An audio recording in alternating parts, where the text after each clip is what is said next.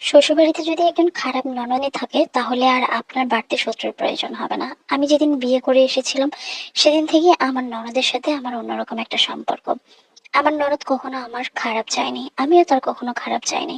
তার সাথে আমার এত ভালো সম্পর্ক ছিল, সে কাকে ভালোবাসতো, কখন কোথায় যেত, আজকে ইউনিভার্সিটিতে যাবে কি যাবে না, ব্যাটিং এ গেল কি গেল না, সবকিছু আমি জানতাম। সে আমার কাছে বলে বলেই করতো সে একটা ছেলেকে অনেক বেশি ভালোবাসতো। সেটা আমি বিয়ের পর পরেই টের পাই, এবং আমি তাকে জিজ্ঞেস করলে সে আমার কাছে অকপটে সবকিছু স্বীকার করে।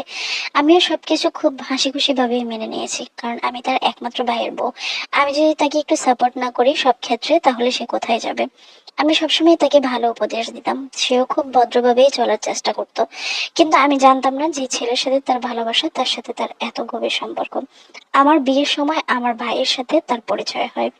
আমার ভাইয়ের সাথেও তার ফোনে টুকিটাকি কথা হয়, সেটা আমি জানতাম, কিন্তু ভালোবাসা পর্যন্ত গড়াবে সেটা আমি জানতাম না। কারণ আমার ননদের এমনিতেও আগে থেকেই একটা সম্পর্ক ছিল, আর সেটা আমি শুরু থেকে শেষ পর্যন্ত সব গল্পই জানি। যার কারণে আমি কখনোই এটা চাইবো না যে আমার ভাইয়ের সাথে আমার ননদিনীর বিয়ে হোক কিংবা সম্পর্ক হোক। যার কারণে যখন প্রথম শুনছি যে আমার ননদিনীর আগের ভালোবাসার মানুষের সাথে তার সম্পর্ক নষ্ট হয়ে গিয়েছে, নতুন করে আমার ভাইয়ের সাথে সম্পর্ক তৈরি হয়েছে, এই কথাটা শোনার পর আমি বড় ধরনের একটা ধাক্কা খেয়েছিলাম। সংসারে আমাদের কোনো অশান্তি ছিল না, শুরু থেকেই সে আমাকে অনেক সাপোর্ট করেছে, ভাইয়ের বউ হিসেবে আমিও ননদ হিসেবে অনেক সাপোর্ট করেছি। আমার হাজবেন্ড সংসারের একমাত্র অভিভাবক, আমার শ্বশুর বেঁচে নেই। আমার শাশুড়ি, ননদ, আমার হাজবেন্ড আর আমি, এই চারজন মানুষ নিয়েই আমাদের সংসার। সাজানো গোছানো একটা সংসারের বউ হয়ে আমি গিয়েছি। আমার ননদিনী যখন আমার সাথে তো ভালো সম্পর্ক, তখন আমার কাছেও খুব শান্তি লাগতো। মানুষের কাছে শুনতাম যে ননদিনী নাকি সম্পর্ক ভালো থাকে না, একজন খারাপ ননদিনী থাকলে সেখানে বাইয়ের বোর আর কোনো অবস্থাই থাকে না। কিন্তু আমার ক্ষেত্রে ব্যতিক্রম ছিল, আমাদের দুজনের মধ্যে বন্ধুত্বের সম্পর্ক ছিল।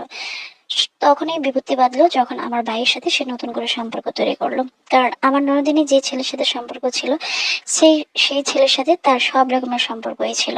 আমি হয়তো বা বিশ্লেষণ করে বলতে পারছি না। আমি যখন এগুলা সবই জানতাম, তখন আমি আমার ননদিনকে বলেছি যে তোমার ভাইকে বলে তোমাদের বিয়ের ব্যবস্থা করব। কিন্তু জানি না কিভাবে কি হলো, হঠাৎই শুনতে পেলাম আমার ভাইয়ের সাথে আমার ননদিনের সম্পর্ক। এই জিনিসটা আমি একেবারেই মেনে নিতে পারিনি। শুরু থেকেই আমি তাকে ভালোবাসতাম, এখনো তাকে আমি ভালোবাসি, কিন্তু আমার ভাইয়ের সাথে সম্পর্ক এই জিনিসটা কেন যেন আমি মানতে পারিনি।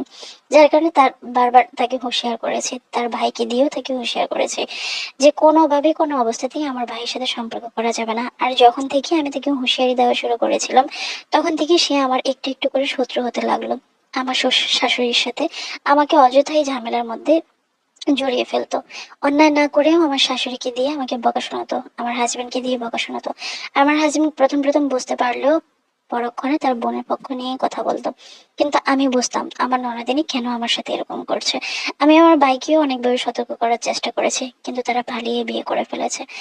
সেটার জন্য আমি সবচেয়ে বেশি কষ্ট পেয়েছি। কারণ আমি জানি আমার ননদিনী যে ছেলের সাথে সম্পর্ক ছিল, চাইলেই ওই ছেলেটাকে বিয়ে করতে পারতো। হয়তোবা আমার ভাইয়ের সাথে তার সম্পর্কটা কিভাবে কি হয়ে গেল আমি আজও বুঝতে পারিনি। যার কারণে আমার ননদিনের সাথে আমার সাথে সম্পর্কটা একেবারে তিক্ততায় পরিণত হয়েছে। আমার ননদিনী যখনই আমাদের বাড়িতে আসে, আমার শ্বশুর বাড়িতে আসে, তখন তার সাথে আমার কথা হয় না। আমি যখন বাবার বাড়িতে যাই তখনও আমার সাথে কথা হয় না। আমার ননদিনী আমার উপরে রাগ অভিমান করে, আমার মা বাবার উপরেও মানসিক অত্যাচার করে। আমার মা বাবার সাথেও সে খুব খারাপ বাজে আচরণ করে, যেটা আমার মা বাবাও অনেক বেশি কষ্ট পায়। আমার মা বাবাও কখনো তাকে ছেলের বউ হিসেবে মেনে নিতে পারেনি, আজও মেনে নিতে পারেনি। তাদের একটা সন্তান হয়েছে, আমারও একটা সন্তান হয়েছে, আমরা কেউ কাউকে এখন আর মেনে নিতে পারছি না। আমার ভাই তাকে নিয়ে আলাদা থাকে, আমি আমার শাশুড়িকে নিয়েই থাকি। কিন্তু যখনই আমার ননদিনী আমার শ্বশুর বাড়িতে গিয়ে ওঠে, তখনই আমি অন্য কোথাও চলে যাই।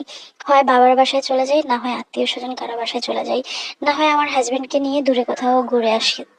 এভাবেই আমাদের সময়গুলো যাচ্ছে, কিন্তু আমি কোনোভাবেই মেনে নিতে পারছি না যে সে অন্য একটা ছেলের সাথে সম্পর্ক তৈরি করে কিভাবে এখন আমার ভাইয়ের গলায় ঝুলে পড়লো।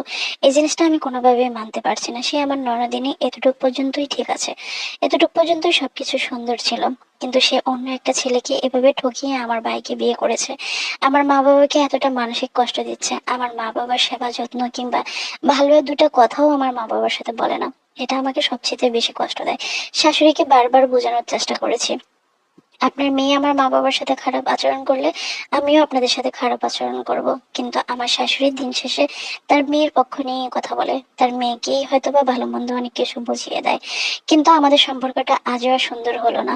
আমার ভাইয়ের সাথে দীর্ঘ 5 বছর কথা হয় না। কতটা কষ্টে সংসার চালিয়ে যাচ্ছি সেটা শুধুমাত্র আমি জানি। না শান্তি পাচ্ছি শ্বশুর বাড়িতে, না শান্তি পাচ্ছি মা বাবার কাছে।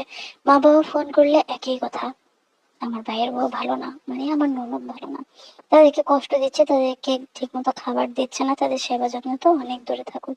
কিন্তু আমি পারছি না আমার শাশুড়ির সাথে অভদ্র আচরণ করতে।